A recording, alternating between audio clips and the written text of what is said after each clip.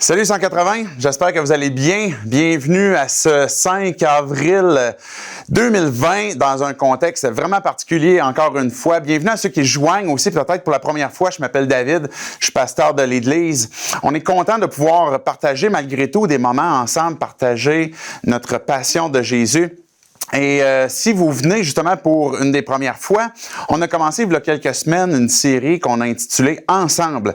Ensemble, ça concerne l'Église 180 parce qu'on veut, dans le fond, rejoindre chacun d'entre nous qui partageons cette même passion pour Jésus, ce même désir que de pouvoir célébrer ensemble. On est habituellement au Cégep Limoilou les dimanches matins, mais ça concerne aussi plusieurs autres églises. On a décidé d'embarquer dans un mouvement où plusieurs églises vont partager des moments ensemble, vont partager des discours qui sont différents, mais toujours dans une thématique comme quoi que l'Église, c'est des gens et on partage un même esprit, un même cœur et peu importe là où on est, il y a des gens qui sont en Europe qui participent à ce mouvement ensemble dans lequel on est présentement. Des églises ici de partout au Québec, on est plusieurs et c'est ça qui fait que on peut ressentir justement que cette union fait la force, cette union fait en sorte que on partage une communion dans notre foi. Et donc, c'est la série qu'on poursuit aujourd'hui. Je ne sais pas comment ça va chez vous, je ne sais pas comment est-ce que vous passez vos journées. Peut-être que vous êtes encore au travail parce que vous faites partie des services essentiels. On veut vous dire merci. À la fin du discours, j'ai quelques annonces sur ce que je veux vous présenter, qu'est-ce que Opération Clin d'œil fait, justement pour aider dans un contexte où si vous êtes au travail, vous avez des difficultés peut-être à arriver dans certaines choses que vous devez faire parce que ça vous demande trop. Ou que vous êtes chez vous puis que vous ne pouvez pas sortir, l'Église est là pour s'aider, pour pouvoir se soutenir les uns les autres. Et on va vous donner quelques annonces tantôt justement pour expliquer qu'est-ce qu'on va faire. Nos journées, peut-être que votre horaire a changé, vous passez peut-être plus de temps à la maison. Nous, ce qu'on fait, ma femme est infirmière, donc elle n'est pas souvent à la maison, justement parce qu'elle est très occupée. Et puis moi, je me retrouve des fois à la maison avec les enfants, essayer à travers ça, travailler aussi, puis gauler les enfants. Mais on a acheté, il y a quelques années, une table de ping-pong. Je ne sais pas si vous avez ça chez vous, une table de ping-pong. Souvent, qu'est-ce que ça fait? Ça prend de la place, puis ça ramasse de la poussière. Mais c'était parfait pour une circonstance dans laquelle on est maintenant. On est à la maison, il faut rester le plus possible à l'intérieur. Donc, on fait des petits tournois de ping-pong. Mais je ne sais pas si ça se passe comme ça pour vous, mais on dirait que tous les jeux de balle, il y a quelque chose d'inévitable. Quelqu'un, à un moment donné, quelque part, va recevoir la balle ou le ballon d'en face. Mais chez nous, c'est toujours comme ça. Et là, justement, je jouais cette semaine avec un de mes enfants, on faisait un petit tournoi, puis là, ça commence à devenir plus intense. Et puis peut-être justement parce qu'on est tanné de se voir, fait que là, on est comme, je vais te battre. Fait que là, finalement, mon gars avec lequel je suis en train de jouer, il veut finir le dernier point avec un smash. Et là, tout d'un coup, il y a une suspension dans le temps. Je vois la balle qui s'en vient vers moi au ralenti. Et là, ça y est, je suis fait. C'est moi la victime aujourd'hui. Et je reçois la balle en plein entre les deux yeux. Comme David et Goliath, mais là, c'était moi qui t'ai battu. Alors, instinctivement, la réponse qu'on a, c'est comme « Ah! » Comme ça, on a été touché, là, on a été frappé. C'est une balle de golf, là. Et puis, en plein milieu du front, mais instinctivement, on lève les mains comme ça, comme si c'est la fin, là, je viens d'être ciblé. Les réactions que l'on a dans des contextes semblables, on les contrôle pas toujours. Puis ce qui est drôle, ce qui est intéressant, c'est de voir que la réaction de lever les bras, de lever les mains vers le ciel, vers les airs, est un réflexe qu'on a dans plusieurs contextes, dans plusieurs circonstances, comme celui d'avoir été frappé, par exemple. Mais on peut lever les mains, par exemple, parce qu'on veut abandonner, parce qu'on veut abdiquer, on veut pas poursuivre, on se fait agresser, par exemple, on lève les mains.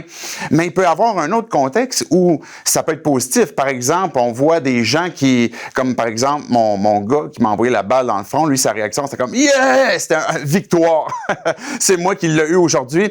Le réflexe de lever les bras, peut justement symboliser la défaite, l'abandon, mais aussi la victoire. Puis peut-être aussi la supplication, l'espérance. Je me souviens une fois où ma fille toute petite saute dans la piscine, puis elle savait pas nager, puis elle savait pas qu'est-ce que ça allait faire. Et puis dans le fond de l'eau, je la vois comme regarder vers le haut en me regardant, puis avec les mains comme « Papa, viens me chercher! » J'ai vu la détresse dans sa face. Le fait de lever les mains, par exemple, un enfant vers son parent, de lever les mains au moment d'une victoire, de lever les mains au moment où ce qu'on veut abandonner, est un réflexe qui exprime notre cœur, qui exprime notre besoin.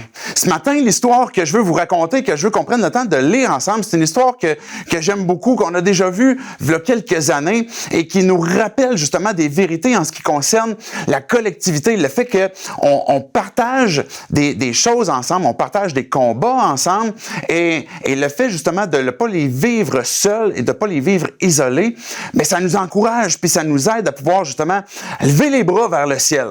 Et c'est l'encouragement que j'aimerais vous laisser ce matin avec cette histoire de Moïse qui se retrouve dans un combat, que Dieu nous interpelle à lever les bras vers lui, à lever les mains vers le ciel. Il y a différentes étapes de nos vies qu'on va tous passer.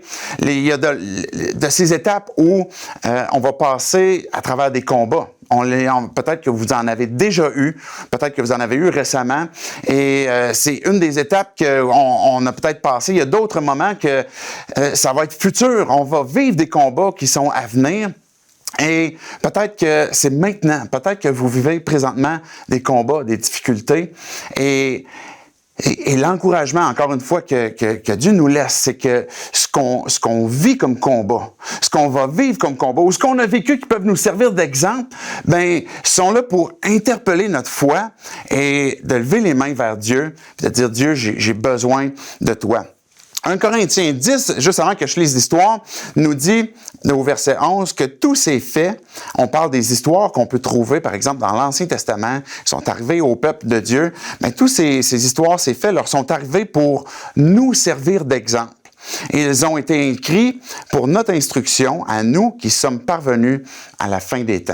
Les histoires, ce qui nous a été laissé à travers la Bible, est là pour nous servir d'exemple et de voir comment est-ce que Moïse, par exemple, a agi dans ce moment-là, même si ça fait plusieurs années, c'est encore actuel pour nous aujourd'hui. La première leçon qu'on va tirer de l'histoire de Exode 17, c'est que les combats finissent toujours que par arriver, qu'on le veuille ou non. Si vous avez une Bible, vous pouvez tourner dans Exode 17. Si vous avez une application, vous pouvez l'utiliser. Vous allez avoir le texte aussi en bas de votre écran. Vous allez pouvoir suivre, dépendamment si vous êtes sur votre cellulaire, vous allez peut-être trouver c'est petit un peu. Sinon, l'histoire qu'on trouve est dans Exode 17 et je vais lire les versets 8 à 15. Donc, ça commence ainsi. Les Amalécites vinrent combattre Israël à Réphidim. Alors Moïse dit à Josué, « Choisis-nous des hommes, sors et combats les Amalécites. Demain, je me tiendrai au sommet de la colline, le bâton de Dieu dans la main. » Josué se conforma à ce que lui avait dit Moïse pour combattre les Amalécites. Quant à Moïse, Aaron et Hur, ils montèrent au sommet de la colline. Lorsque Moïse levait la main, Israël était le plus fort, et lorsqu'il baissait la main, c'était Amalek qui était le plus fort. Comme les mains de Moïse devenaient lourdes de fatigue, ils prirent une pierre qu'ils placèrent sous lui, et il s'assit dessus. Aaron et Hur soutenaient ses mains, l'un d'un côté, l'autre de l'autre. Ainsi, elles restèrent fermes jusqu'au coucher du soleil. Et Josué fut victorieux d'Amalek et de son peuple au tranchant de l'épée. L'Éternel dit à Moïse, écris cela dans le livre pour qu'on s'en souvienne et déclare à Josué que j'effacerai le souvenir d'Amalek de dessous le ciel. Moïse construisit un autel et l'appela l'Éternel, mon étendard. Je vais prier pour que Dieu puisse venir parler à nos cœurs, venir nous parler en Église aussi, venir parler à la communauté pour qu'on puisse comprendre qu'est-ce qu'il y a à nous dire encore aujourd'hui. Dieu, je veux te dire merci pour cette parole. Merci parce que tu prends soin de nous. Notre prière, Dieu, c'est que tu puisses venir nous parler, venir nous encourager. Tu es un Dieu qui est vivant, un Dieu qui s'intéresse à nos vies. Présentement, tu n'es pas dérangé ou surpris de par notre confinement, mais tu es encore vivant, encore actif, et tu nous interpelles justement, Dieu, à tourner les yeux vers toi, à lever les mains vers toi, et puis à faire un ensemble. Dieu, quand on partage cette foi en toi, qu'on puisse être unis en toi. C'est en ton nom, Jésus, qu'on prie ces choses. Amen. Donc, la première leçon que je dis qu'on va voir, c'est que les combats finissent toujours que par arriver un jour ou l'autre. Quand les combats arrivent, lève les mains. La situation qu'on vient de lire, qui s'est passée avec Moïse, il faut comprendre brièvement le contexte que le peuple, les Hébreux, ils viennent de sortir d'Égypte. Il y a eu les displays d'Égypte et puis ils ont été sortis à travers la mer Rouge. Et puis là, le peuple se retrouve finalement dans le désert. Une fois qu'ils sont dans le désert, bon, il se passe un certain temps et puis rapidement, ils se retrouvent à être fatigués, à être brûlés. Ils ont besoin de manger, ils ont besoin de repos. Ils trouvent finalement une petite aire de repos, un oasis, un endroit où ils pouvaient boire puis avoir un petit peu d'ombre. Et puis, à ce moment-là, arrive la première guerre du peuple d'Israël. La première guerre que Amalek, pourquoi est-ce qu'il attaquait les Hébreux à ce moment-là? On ne sait pas. La raison qu'on comprend, c'est que, en fait, c'était comme si c'était Dieu c'était Dieu qui le voulait attaquer. Alors, là, ce qui arrive, c'est que Deutéronome 25 nous dit, c'est Dieu qui parle à Moïse, il dit: souviens-toi de ce qu'a fait Amalek sur le chemin de votre sortie d'Égypte, à la façon dont il est venu à la rencontre sur ton parcours et sans aucune crainte de Dieu est tombé par derrière. Alors, Amalek est arrivé derrière le peuple, sur toi, sur ceux qui étaient en dernier, pendant que tu étais toi-même fatigué et épuisé. Le peuple était fatigué, épuisé. Moïse, il s'en vient vieux aussi à l'époque, là. Le peuple est fatigué et Amalek arrive en cheap shot ou par derrière. Puis on peut comprendre, les gens qui sont derrière sont les gens qui sont peut-être malades, qui sont encore plus fatigués, des femmes, des enfants, des vieillards. Et Amalek arrive comme ça par derrière, sans aucune crainte de Dieu, et puis attaque le peuple. C'est là que la guerre commence. C'est là que ça commence. Josué a pu se dire, pas encore des choses qui arrivent, pas encore des problèmes, pas encore des difficultés. Bien que c'était sa première guerre, c'était pas sa première difficulté, son premier problème. Et dans le verset 8, on voit que, dans le fond, les Amalécites, le texte que j'ai lu tantôt de Exode 17, ils vinrent combattre Israël à Réphidim. Alors Moïse dit à Josué: choisis-nous des hommes, sors et combat les Amalécites. Le contexte de lever les mains qu'on a vu dans cette histoire-là, on le voit encore aujourd'hui, pas juste comme je disais tantôt quand on est au ping-pong et on reçoit la balle dans le front, mais on le voit aussi dans l'Église.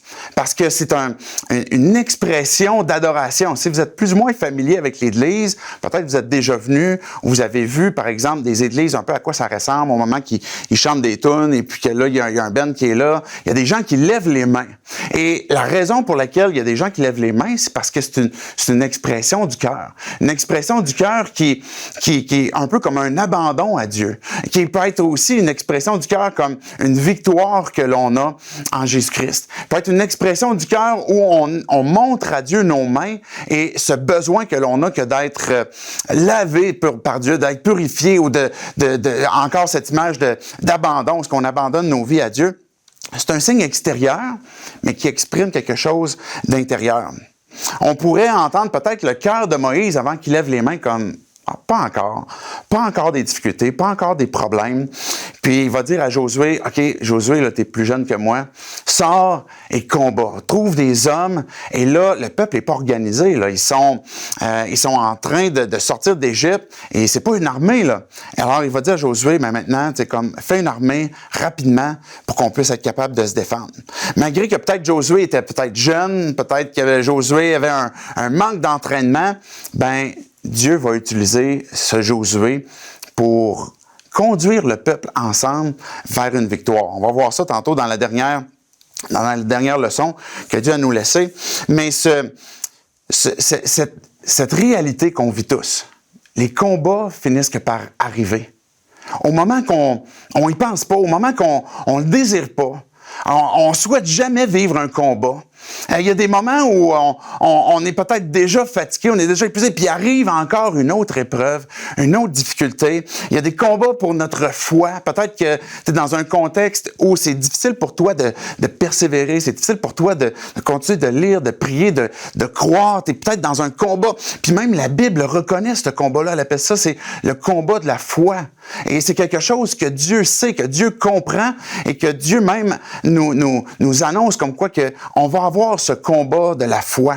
Peut-être c'est le combat pour garder ton témoignage, le combat pour garder ton espérance. Peut-être c'est un combat à cause de ton état de santé. Tu es dans un contexte actuellement où c'est peut-être un de tes proches qui est malade, peut-être que c'est toi, et c'est une épreuve qui devient difficile. Tu as l'impression peut-être de perdre tes ressources, de perdre tes repères. Peut-être que c'est une question d'indépendance ou de dépendance parce que tu peut-être tu as perdu ton travail. Peut-être que c'est difficile présentement d'aller au chômage. Peut-être que c'est difficile de pouvoir obtenir quelque chose et que c'est difficile présentement de pouvoir nourrir ta famille ou que tu es incertain sur l'entreprise que tu viens de commencer. Est-ce qu'elle va survivre après cette période-là difficile?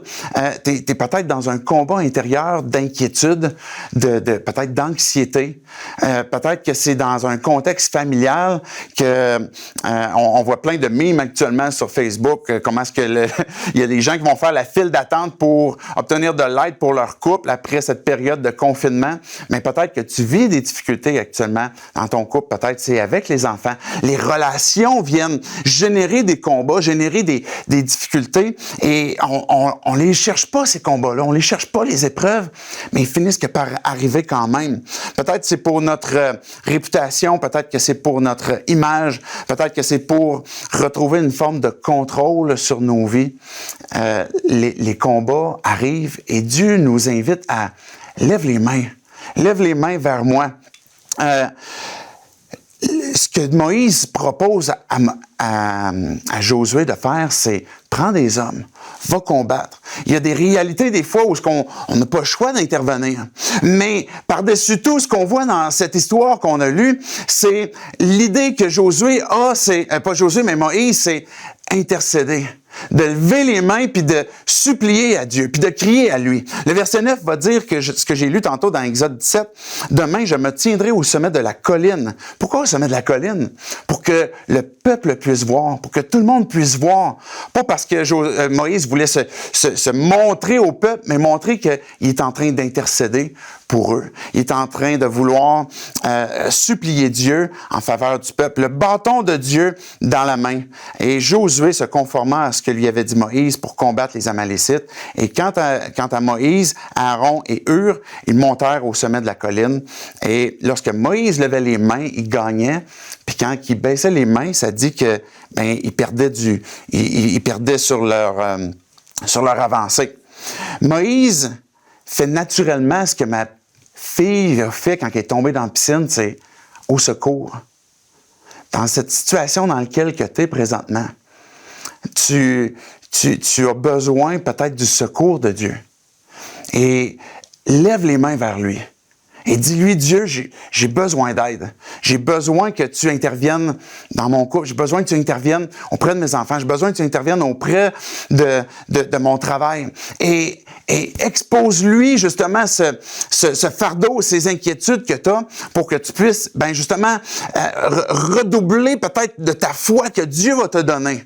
Parce que quand on vient à lui puis qu'on lui donne justement ces inquiétudes, ces fardeaux et ces combats-là, Dieu a ce désir, cette volonté de répondre, de donner la force, de renouveler ton repos. Et puis, à cause de la foi qu'on place en lui, c'est ce que Dieu veut faire en nous donnant son repos.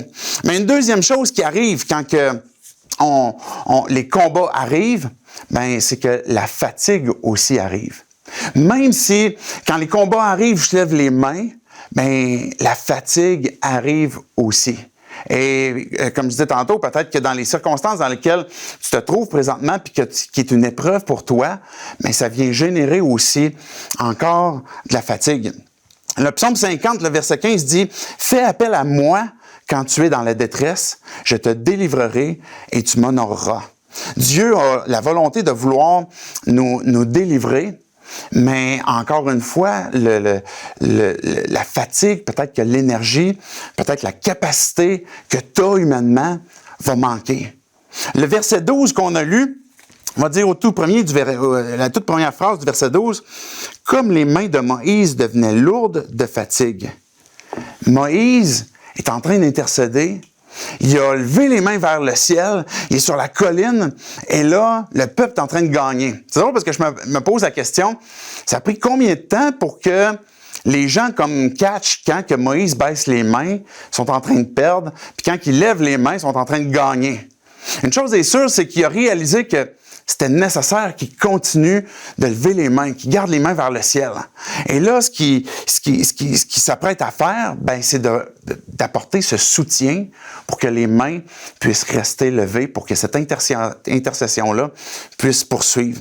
Mais la fatigue finit quand même que par arriver. Peu importe peut-être l'exercice que vous avez commencé à faire chez vous, les gyms sont fermés, peut-être que vous faites un peu de cardio dans votre salon, peut-être que vous cherchez à vous utiliser des chaises pour garder un petit peu votre capacité musculaire, et puis, ou peut-être c'est vos enfants que vous amusez à lever, peu importe, mais peu importe l'activité physique que l'on fait, à un moment donné, on arrive au bout d'une capacité qu'on est capable de donner et qu'on n'est plus capable, on peut plus. Il n'y a plus d'énergie. Et ça peut même être une énergie, je vais le dire comme ça, ou une capacité mentale, émotionnelle, peut-être spirituelle, que cette fatigue vient puis que je suis fatigué, j'ai de la misère et ça fait partie des combats que l'énergie, que la fatigue vient faire son apparition. La fatigue peut conduire toutes sortes de mensonges qu'on peut croire. On peut penser comme quoi que faut que je me fouette encore plus, ou faut que je force encore plus, puis on veut persévérer, mais on arrive quand même peut-être au bout d'une certaine fatigue, puis là on va commencer à se culpabiliser, commencer à peut-être se dévaloriser, commencer à penser que on n'est pas bon, on n'est pas capable, et puis peut-être que la honte va venir à ça, et puis ce mensonge comme quoi que tu devrais peut-être t'isoler, tu devrais peut-être te cacher, ou pour pas que les gens voient que tu es dans un combat, ou pour pas que les gens constatent que tu es en train de perdre ton énergie, tu es en train de perdre ta fatigue, ton repos à cause de ce combat que tu es en train de livrer. La fatigue arrive puis peut se faire toutes sortes d'autres mensonges qu'on va croire que justement, je vais être capable, puis à un moment donné, on arrive à un point où ça craque. On n'est juste plus capable justement, et que là, ça n'a pas juste baissé en énergie, mais on devient complètement incapable de poursuivre. De penser pouvoir vaincre sans l'intervention de Dieu. Des fois, on peut même s'isoler de Dieu, de son intervention, peut-être même arrêter de prier parce que on peut-être encore relié une forme de culpabilité ou penser qu'on va y arriver. Penser pouvoir remplacer justement l'intercession par toutes sortes d'autres choses, peut-être des bons conseils ou peut-être par d'autres interventions humaines dans la vallée des combats. Dans ce moment où la fatigue arrive, Dieu nous invite à lever les mains vers lui et puis à solliciter de l'aide, à ce qu'on puisse porter ensemble. Dans ce combat-là, le fardeau qu'on peut avoir, la fatigue que l'on a peut-être, qu'on puisse solliciter justement l'aide d'autres personnes qui vont venir nous soutenir. On vit tous ce cycle-là de lever les mains, puis qu'à un moment donné, on a envie de baisser les bras. En fait, il y a des gens qui pensent même que l'expression de baisser les bras viendrait peut-être de cette histoire-là. Baisse pas les bras. On est tous dans un cycle, et Moïse, qui est un homme, on va le dire comme ça, un homme de Dieu, qui est un homme comme qu'on pourrait voir comme un géant de la foi, il y a les bras qui baissent. Et puis même si c'est une énergie physique qui baisse, ça symbolise cette même difficulté que chacun d'entre nous, on a, qu'à un moment donné, on a envie de baisser les bras. Il y a une fatigue physique, émotionnelle, spirituelle qui peut s'installer. Et ça nous conduit à la troisième leçon que, ensemble, on peut supporter ces combats-là. Ensemble, on peut garder les mains pour solliciter l'aide de notre Dieu. Et que si tu n'es pas croyant, si tu es à la recherche de Dieu, c'est une invitation que Dieu te fait à t'approcher de lui. Et que peut-être que tu as besoin d'aide, peut-être que tu aimerais avoir des gens qui t'aident à comprendre, à cheminer dans ta foi. Tu as peut-être besoin d'avoir certaines réponses à tes questions. Ça va faire partie de ce ensemble qu'on peut porter. C'est pas ceux qui ont la foi versus ceux qui ne l'ont pas, mais plutôt ce désir que Dieu a de venir nous sauver, de nous arracher du mal qui nous habite, qui est le péché, et que on puisse venir à lui et que ensemble aussi on puisse s'encourager, s'exhorter, se motiver, se pointer vers Dieu pour qu'on puisse justement avoir une foi qui va être grandissante, même dans des moments où la fatigue arrive. Le verset 12, je poursuis la fin du verset 12 dans le fond, ça dit « Comme les mains de Moïse devenaient lourdes de fatigue, ils prirent une pierre qu'ils placèrent sous lui et il s'assit dessus. Aaron et Hur soutenaient ses mains, l'un d'un côté, l'autre de l'autre. Ainsi, elles restèrent fermes jusqu'au coucher du soleil. » Moïse, viens t'asseoir ici. Toi, ta job, c'est de garder les bras dans les airs. Josué, lui, sa job, il est en bas et avec les gars qu'il a choisis avec le peuple, et puis il est en train de combattre. Et puis Moïse, tu t'assois, tu gardes les bras dans les airs. Et puis Aaron et Hur, on va être chacun du côté de Moïse, puis on va tenir ses bras. Imaginez, c'est comme le trio, le power play. Moïse, Aaron et Hur. Les gars, il y avait plus de 80 ans, les trois gars. Mais quand même, Dieu les a utilisés avec ce à quoi qu'il les avait équipés. Et puis Aaron pouvait tenir le bras de Moïse. Et Hur, en passant, Hur, on ne sait pas c'est qui, on le voit là. Et puis, on sait que ça a été un des gars qui a contribué à la victoire à ce moment-là sur les Amalécites qui les attaquaient sournoisement. Hur était celui qui a tenu le bras de Moïse, puis il redisparaît, on ne sait plus il est qui. Dieu peut nous utiliser comme ça dans des circonstances où on aide, on reste des nobody, mais qu'on est en train d'obéir par la foi à ce que Dieu nous donne de pouvoir contribuer à ce peuple, à cette vie, ce peuple de Dieu, cette vie que le peuple partage les uns avec les autres. Les mains de Aaron, pas de Aaron, mais de Moïse, à cause d'Aaron et Hur, restèrent fermes jusqu'au coucher du soleil que le texte nous dit. Galates 6 nous dit que portez les fardeaux les uns des autres et vous accomplirez ainsi la loi de Christ. Le fait de pouvoir collectivement se soutenir, se supporter, porter quelqu'un dans un combat. Ce que ça veut dire concrètement de porter un fardeau avec quelqu'un, c'est d'aimer. C'est une expression d'amour. Quand je soutiens quelqu'un, je supporte quelqu'un dans un combat, je suis en train de l'aimer. Je suis en train de porter son fardeau avec lui. Je suis en train d'accomplir la loi de Christ qui est l'amour, d'aimer Dieu premièrement et d'aimer mon prochain. C'est la loi royale que Jacques va nous dire.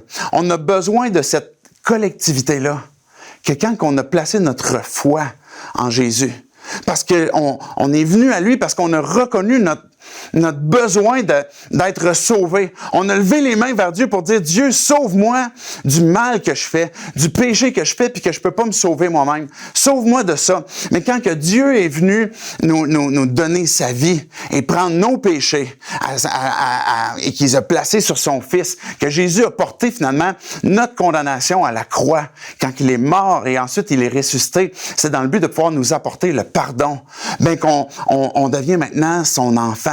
Il nous adopte dans sa famille. Pas parce qu'on a réussi à abandonner les mauvaises choses, qu'on a réussi, puis qu'on disait tantôt qu'on poursuit certains mensonges, comme quoi je vais être capable, mais que plutôt qu'on a dit, Dieu, j'ai confiance en toi, et puis j'ai besoin de ta grâce, de ton intervention pour obtenir le pardon, on est une famille, des enfants de Dieu.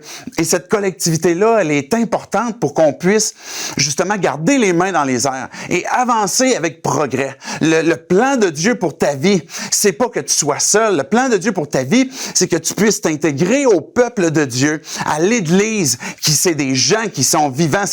L'Église est une famille, une merveilleuse famille qui est conçue et créée par Dieu, qui est une habitation de Dieu en esprit, qui est une famille, oui, qui est imparfaite, parce que il n'y en a pas de famille parfaite avec des humains parfaits. Le seul qui est parfait, c'est notre Père et Jésus, l'Esprit Saint, qui vit en nous.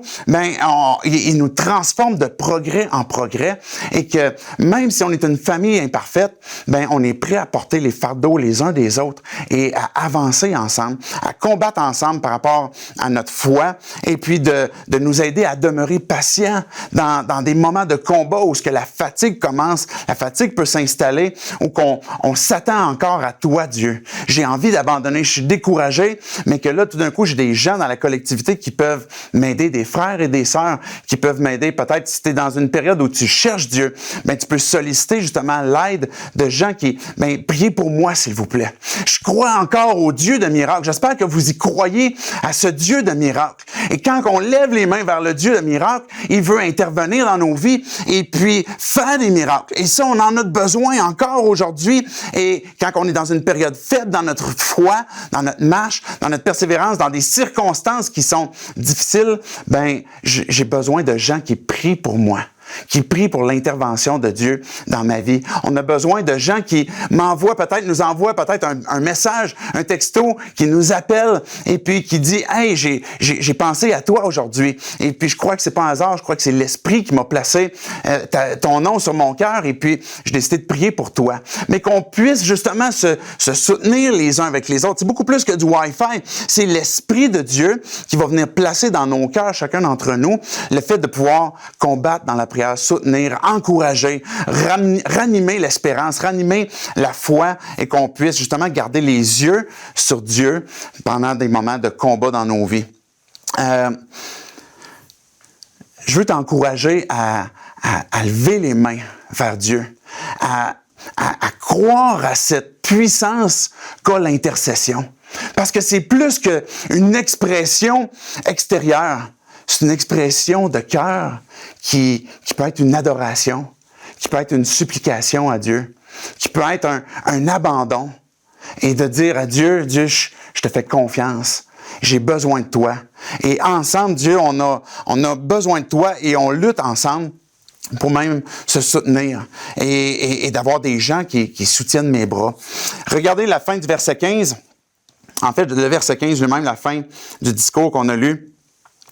Moïse construisit un autel et l'appela l'Éternel, mon étendard. L'Éternel, mon étendard. Un étendard, c'est un drapeau de victoire, un drapeau qui rappelle aux gens, ici, il y a eu une victoire. Ici, il y a eu un combat et on a vaincu.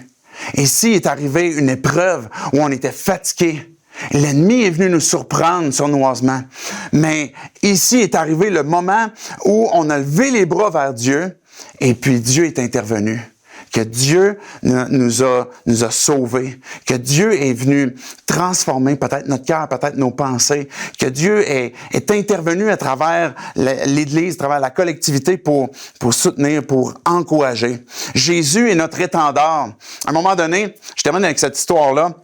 Je faisais un voyage un peu comme du type humanitaire avec des jeunes du secondaire. On était en voyage missionnaire. Et puis, de mémoire, c'était peut-être en Floride ou en Haïti, mais on était dans une église haïtienne. Et puis, j'avais expliqué aux jeunes, quand on était en voyage missionnaire, qu'il fallait toujours demeurer flexible. Il faut toujours demeurer prêt à servir selon ce que Dieu va nous diriger. Il va y avoir des circonstances qui vont apparaître. Et puis, il faut être prêt à répondre de ça. Fait qu'à un moment donné, on était à l'église, justement, un dimanche matin, avec une église qu'on venait d'arriver, qu'on s'apprêtait à servir. Et là, le pasteur en avant, quand même une grande église, et il nous présente, et puis il nous dit d'où on vient, etc. Et là, il me demande à moi de venir en avant pour chanter une chanson. Là, je me dis, voyons donc, c'est pas vrai. Il va pas me demander à moi de chanter une chanson. Fait que là, je demande au pasteur, tu veux que je vienne avec mon équipe? Non, pas ton équipe, juste toi. Juste moi, c'est parce que moi, je suis pas un chanteur. Ils nous avaient entendu chanter une chanson juste avant, puis ils voulaient que je la répète puis que je la prenne dans l'église. Fait que là, je dis, ben là, je peux-tu venir avec ma guitare? Non, pas de guitare. Viens-toi tout seul. Fait que là, je sais que moi, j'ai dit à mes jeunes, comme, il faut toujours être prêt, faut être prêt à servir. Fait que là, comme, j'ai pas le choix. Fait que je m'en vais en avant de l'église, et puis là, je commence à chanter a cappella devant toute l'église, tout seul avec moi-même, personne qui m'accompagne, pas de guitare. Ça a été encore un moment qui est ancré dans mon esprit comme étant pas un de mes pires combats, là, mais quand même, mais ça a été une des circonstances qui a été pénible. Pas juste pour moi, mais je pense pour ceux qui l'ont entendu aussi. Les gens étaient comme, s'il vous plaît, délivrez-nous de ça. Mais ce chant que finalement j'ai chanté, c'est « Nous voulons voir Jésus », je vous le chanterai pas, « Nous voulons voir Jésus élevé comme un étendard ». Notre désir, notre prière, c'est de voir que Jésus est élevé sur son Église, sur nos vies, comme un étendard de victoire qui nous rappelle que, à cause de lui, parce qu'il est mort à la croix, qu'il est ressuscité, qu'il a pris le mal que l'on a fait, notre condamnation, et la colère qui était de Dieu qui devenait sur nous, mais qu'il l'a pris sur lui pour nous donner la vie. Et que Jésus a dit avant de mourir que tout est accompli. Le pardon est possible maintenant à tous ceux qui veulent par la foi saisir sa grâce et obtenir le pardon, et que tout est accompli. Et quand que Dieu accomplit cette œuvre de vie, de victoire dans nos cœurs, dans nos vies, ben il devient un étendard, un rappel que j'ai eu la victoire, j'ai gagné pour toi, et je suis là maintenant continuellement tous les jours avec toi jusqu'à la fin du monde, avec l'Église aussi, pour qu'on puisse être ensemble et se rappeler ensemble que Jésus, c'est celui qui nous donne la victoire, c'est celui qui nous dirige et celui qui nous rappelle encore une fois qu'on peut le suivre par la foi, qu'on peut continuellement tendre les mains vers lui et obtenir la victoire à travers lui. Cette histoire qu'on vient de voir de Moïse avec les Amalécites, avec Josué, Aaron et Hur, est un exemple qui nous a été laissé pour qu'on puisse prendre ces leçons, prendre ce qui leur est arrivé et les mettre en pratique dans nos vies. D'une façon concrète, ce qu'on veut mettre en pratique. Je disais tantôt que je veux prendre le temps de vous expliquer brièvement qu'est-ce qu'on veut faire pour la communauté. Je vous en ai parlé dimanche passé, comme quoi on est en train de mettre des choses sur place, et ça a été mis sur place au courant de la semaine. Et si vous l'avez pas passé, ben voici qu'est-ce qui apparaît sur notre site internet. Avec le COVID-19, ben on veut pouvoir offrir de l'aide à des gens qui ont besoin d'aller faire des commissions, peut-être pour des services essentiels, que ce soit de l'épicerie, de la pharmacie, de la quincaillerie, et peut-être pour des personnes âgées, peut-être des personnes qui sont dans leur santé, c'est pas possible pour eux de sortir, ou que vous êtes confinés. Ben le but, c'est que vous puissiez remplir ce petit formulaire. Il y a sur le site Internet un formulaire que vous pouvez remplir, et puis vous pouvez donner votre aide, dire, ben moi, je suis disponible pour aider, ou demander de l'aide pour dire, j'ai besoin d'aide. Et on veut concrètement se soutenir les uns les autres. Concrètement, pouvoir aimer notre communauté. Quand je dis notre communauté, c'est l'Église, mais c'est aussi notre communauté, c'est la ville de Québec. Aimer les gens, de la même façon que Jésus aimait les gens près d'eux, près de lui, puis qui les servait, ben on est le corps de Christ qui sert la ville aussi et qu'on veut redonner. Donc, si vous donnez votre nom, quelqu'un va prendre contact avec vous pour vous donner suite. On veut aussi vous annoncer pour la semaine. On commence cette semaine la semaine pascale. Et puis, dans les 2 dernières semaines qui s'est passées, on a fait les Flash 180. Donc, du lundi au vendredi, on a des petites capsules où on regarde ensemble la Bible, hein, puis on tire des encouragements et puis quelques chants. Mais dans la semaine pascale, on a le spécial de Pâques où chacun des soirs du Flash 180 vont être orientés plus particulièrement vers les dernières heures de Jésus avant qu'il aille à la crucifixion. Donc, à partir du moment où ce qui est sorti de son dernier repas jusqu'au moment où il se retrouve finalement à la croix, ben à travers les 5 jours qu'on va avoir ensemble, on va regarder qu'est-ce qui concerne Jésus là-dedans, puis en quoi que ça nous encourage. Une situation qui est particulièrement ténébreuse, que Dieu utilise pour transformer en bien.